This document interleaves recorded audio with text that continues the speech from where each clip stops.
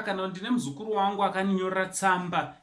andoda ndinge ndiri ndinokuzivisa zukuru kuti muzukuru wangu aitawo dambudziko rei, kana chikwanisa kumubatsira tobva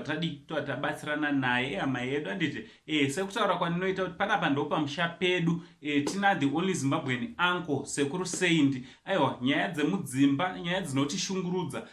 takasununguka kuti tinge tiri tinonyora ku WhatsApp panhamba dziri panapa, motaura nasekuru mowana batsiro kubva kuhama dzakasiyana siyana kana nyaya dzenyu tichida kuti tinge tiri tinodziwinza panapa anditi kana dzimwe dzacho tichingoda kuti titaurirana nasekuru tinobva tataurirana zvobva zvaita zvakanaka. Ndichiti zviri kudi kwese kwamuri wazukuru wasekuru Saint, kana wanga usati wasubscribe wasubscribe turn on your notification bell kuti pega pega patinouploada mavideo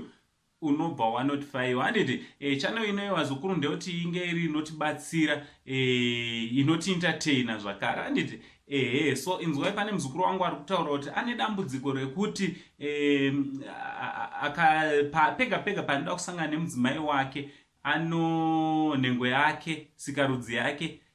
inorara paya painofanira kuti inge iri inosimuka ichiita basa, sikarudzi yake iri kuita dambudziko yekuti iyo haisimuke handiti so ndakataura naye ndikamubvunza kuti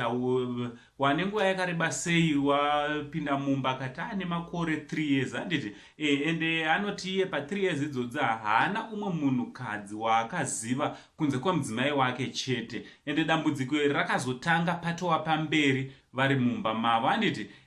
so inyaya iri kutomushungurudza, iri kumudya mwoyo, yandati aiwa rega nditore tende kune vazukuru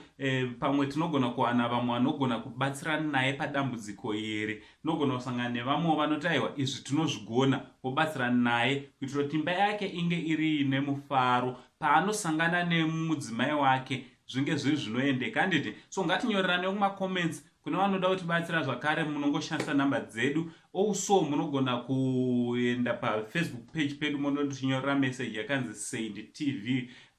totaurana ikoko. From Uncle Saint, the only Zimbabwean uncle, tichibva tatichi much love.